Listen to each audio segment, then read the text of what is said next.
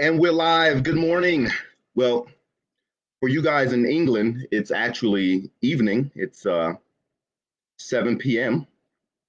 over there where you guys are, 7 p.m. in England. So I guess I would say good evening to everybody that is in the UK right now listening in. Listening in. I appreciate you, Kat, for allowing me to come on and speak to your community in the Visibility Lounge. You didn't realize this, but what I'm going through right now, the whole reason that you guys even see me or even know who I am or was able to invite me is because of my visibility story. And what I want to do is talk today about teaching you how to essentially take dominance, steps to becoming visible and taking dominance in that with your industry. So what I want to do right quick is we're going to jump into the talk, okay? And what I'm gonna do is take you guys back a few years to 2014. So picture this, I'm in my office. The office is essentially run by at the time was run by a very egotistical, arrogant, very toxic, abusive person. Those are nice, and those are the nice qualities.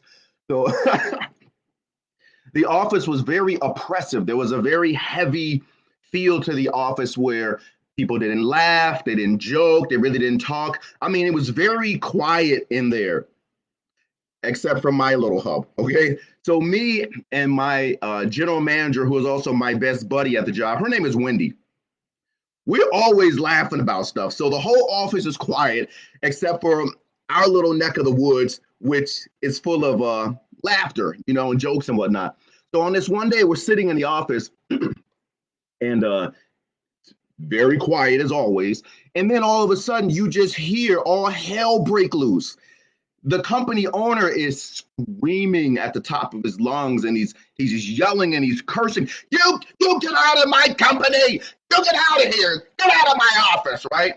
So we're like, what the heck is going on in this place? Right? So we stand up to see what's going on, and yeah, there's the guy, there's the company owner yelling at the top of his lungs, and basically, he's giving the finger point at the HR and equal opportunity manager, right? He's basically firing her, rather unprofessionally, I might add, in front of the whole office, so everybody can hear that she's getting fired. And we all know that's not the way you handle something, but that's what he did. So here's the backstory. Basically, the EO/HR manager told the owner of the company, the 9 to 5 where I'm working, told him, listen, you can't do X, Y, and Z, right? It's a violation on HR policies. You can't do it. This guy, what did he do? He went and he did X, Y, Z, which was wrong and basically illegal. So she went in his office and she let him know, right? Hey, I don't appreciate you doing blah, blah, blah. I told you this and that. But what she was saying was right, but she did yell at him. I'm not going to front. She did yell at him, the company owner. And what did he do? He yelled back, right? Screaming, and fired her. Wow. So essentially, she got fired for doing her job, right? I mean, if you're a manager of some type, you have a fiduciary responsibility, right? You'd agree. You have a fiduciary responsibility to tell the company owner or your immediate supervisor, whoever they are, that, hey, if you do these steps, hey, the company could get in trouble.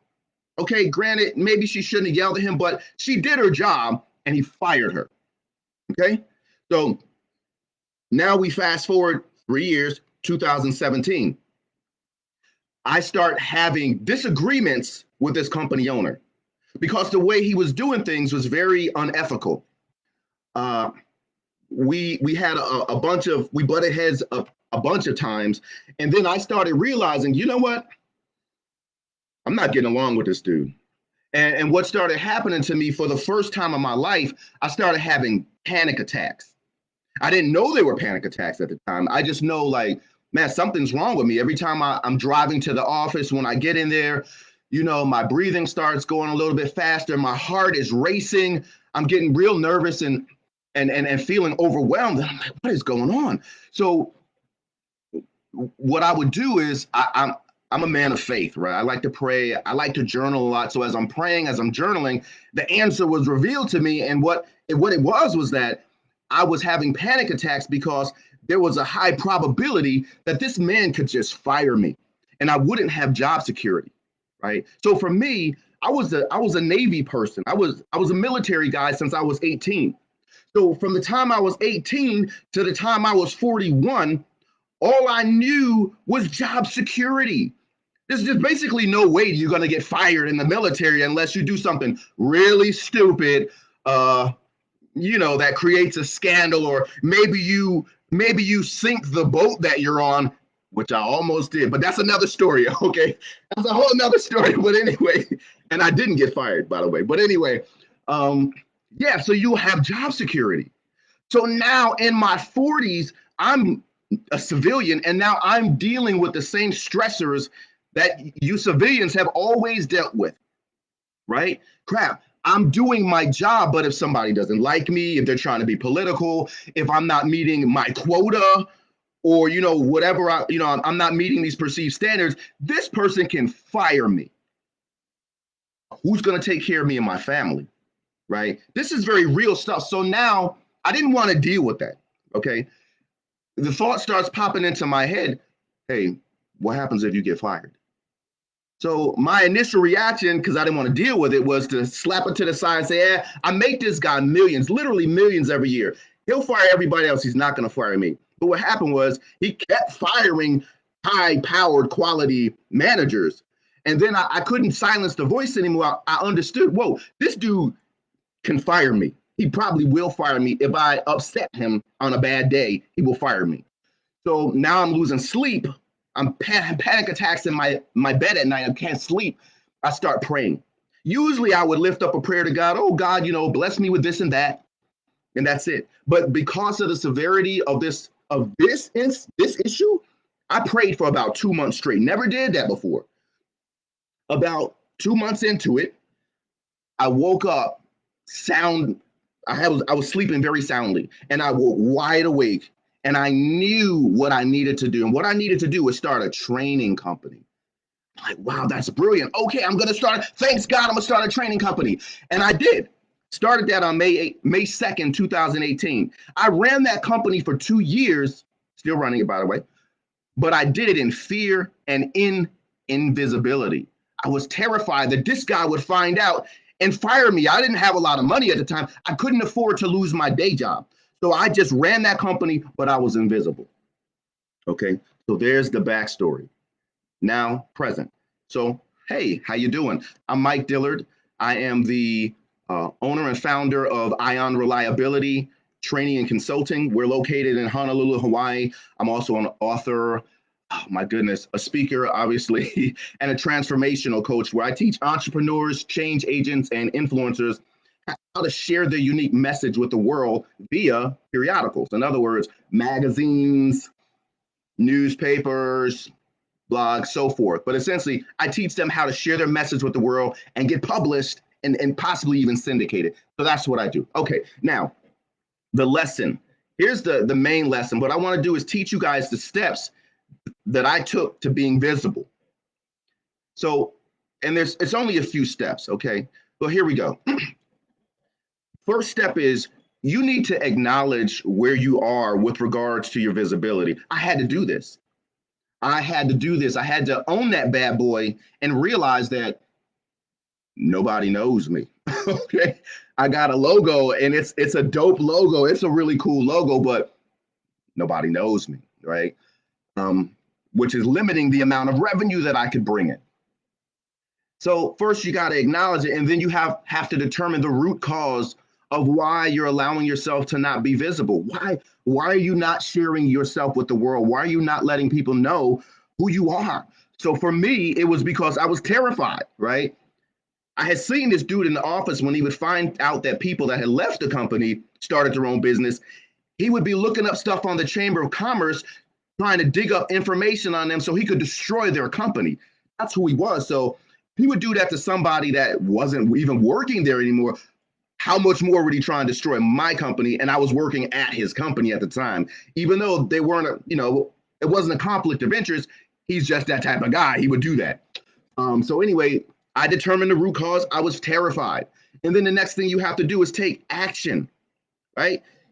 this stuff is never rocket science on how to build your business, how to grow your confidence, how to really get out there and share yourself with the rest of the world. Not rocket science, but we have to get ourselves to take action on it.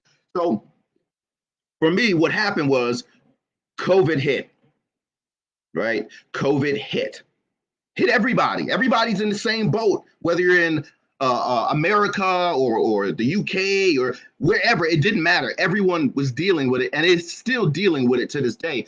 So what happened for me at my 9 to 5, they cut my salary and the salary of my entire team, right?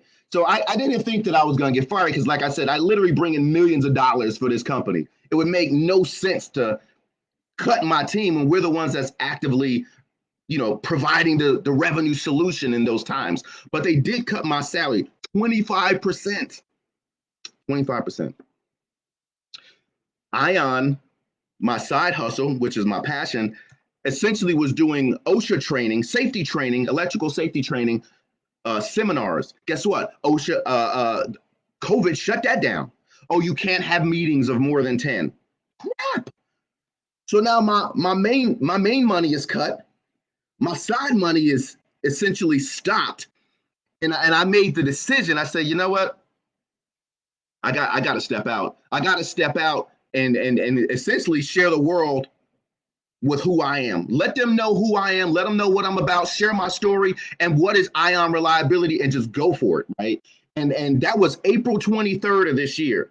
Now I'm illustrating a point. So from that time, from April 23rd to where we are today in July, I've written and published my first book. I've written several articles which have been syndicated, right? I've put digital content online. I've sold these things.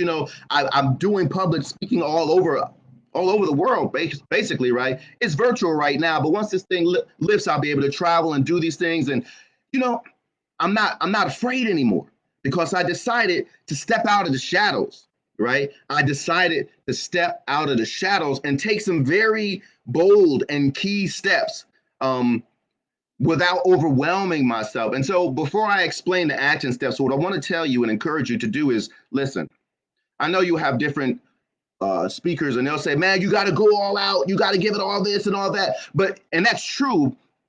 You got to be in beast mode, but it doesn't mean that you're killing yourself doing it. What it is, beast mode is really consistent focus on your goal, on your objective. And because you have that consistent focus, you're taking the necessary steps every day, but it's little steps that add up over time, right? So it's bit by bit, little bit by little bit, it all adds up. So for me, what did I do? Well, one of the first things I did, I hired a marketing expert, right, out of California. One of the first things she told me, she looked at my picture, the one that Kat posted on the on the Visibility Lounge, and she says, Mike, that picture's got to go. That picture's got to go, right? She said, when did you take this? Were you like 12 years old when you took that? We were in high school and you took it. I'm like, no. I just took that like a couple years ago. I just don't grow facial hair. So, I guess I look like a kid, but she's like, yeah, that's got to go. Now, after that, I hired a professional photographer. Maybe 9 days ago, we just took my new pictures, but I haven't gotten the new pics back yet.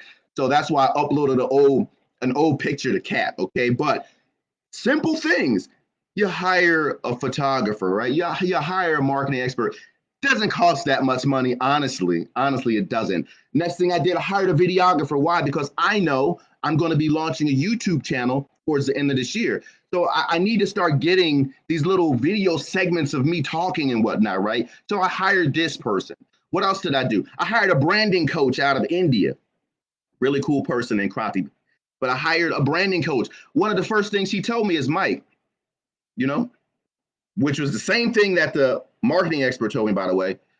Mike, I look at your website. I don't see you at all. You're not visible, right? You're not visible. So the branding expert says, well, what do you want to do? Do you want to, is your logo your brand? Is that the brand? Or are you the brand? Do you want to do personal branding? And then she recommended, listen, this is the way other companies are going nowadays. Honestly, it's about personal branding, right? Gone are the days when people just follow a logo or a symbol, right? People need to see you, Mike. They need to see you. and they'll be able to associate themselves with you. And people like other people, and people that they like, they follow and they do business with them. So if you're going to go for the long term, most bang for your buck, Mike, you got to be visible. You really should look at personal branding, which she was right. And that's what I did, right? So now I'm doing the whole personal branding stuff. So if you ever read one of my articles in all these different magazines and whatnot, hey, I'm right there. There's my face, says who I am, says who my company is, where I'm located. You know, I'm putting stuff out online. I'm not hiding anymore. If you look at my website hasn't changed yet. I mean, I literally just hired the marketing expert like a week and a half ago, but we have a strategy. We're gonna revamp everything. So anyway, all that to say is that, you know, once I understood that the game changed, once I understood that, the rules of the hustle were different, I changed, right? I couldn't hide behind my logo anymore, which to me is a dope logo. I love the logo, right? I love it. But the reality, like she told me, is that nobody knows who I am. They can't find me. They can't see me. So I wanted to encourage you guys and just ask you like some basic questions, like what steps are you taking right now to make yourselves more visible, to step out from the shadows and stop hiding behind your logo, right? And if you are doing those things, hey, that's 100, right? But if you're not doing the steps that it takes, okay, why don't you brainstorm and journal, or even just look at the examples that I gave you? Hire a photographer, take some new pictures. Do you have a selfie? Are you rocking a selfie on your social media and that's the picture for your company? You know, it may be a nice picture and all, but people can tell that it's not professional, and you want to get yourself out there. So invest the money in your company, in yourself, in your brand, right? Hire a branding coach that's going to teach you. I used to be real tight with money because I had a large family and all of this stuff, and the military doesn't exactly pay you money. I'm single now, right? So I have a lot more free time. But one of the things I'm understanding, and free money, but what I'm understanding is that, you know what? I can't be a cheapskate. I can't nickel and dime everything, right? If I want to move forward, I have to invest money in my company, right? By investing in the people that know what the heck they're talking about. I don't have time to sit and Google everything and try and figure it out. I don't have time for that. I need to be visible. I need to be present on a world stage right now. You need to be present and you need to be visible. And maybe you say, I don't want to be visible on a world stage. Okay, even just on a local stage. But there's little things that you can do which really don't cost that much money that will get you noticed, right? It'll get you out there. And then when people start seeing you, more often than not, they're gonna like you. They're gonna like you for being genuine, for being sincere, for sharing with the world who you are. Don't try to be perfect, right? Don't try to put on some fake persona. Just be you, and that's going to be good enough. If you just show the world who you are, don't come on and insult our ears with a bunch of profanity and all lewdness and whatnot. Come on, you can leave that at the door. Check that at the door. But just, hey, be a decent human being and show up and share yourself with the world, and they will respond favorably. Okay, so I have 20 minutes, which means I have about a minute and a half. I'm really working diligently in this new season of my life to not go over my time. So that being said, I really do appreciate you guys. I hope that this story resonated with you and really helps you to step out from the shadows and be visible more and more and more. And one last thing I'll share with you very quickly. The more you step out, the more your confidence and boldness is going to grow, right? The more people are going to recognize you as the expert that you really are. And guess what? It's just going to be your new normal. Hey, I'm out here. It felt a little uncomfortable at first, but then guess what? Now it doesn't. I post lives multiple times during the week. I give basically I give talks every week, maybe every other week now. So I'm out there, and you know what? It feels good. And I want you, my friends, to know that feeling as well. So please be encouraged, be bold, get out there and be visible. Okay. Feel free to connect with me on Instagram at Ion Reliability Training. Okay. You guys take care. God bless you. I love you. Have a great day. Thanks, Kat.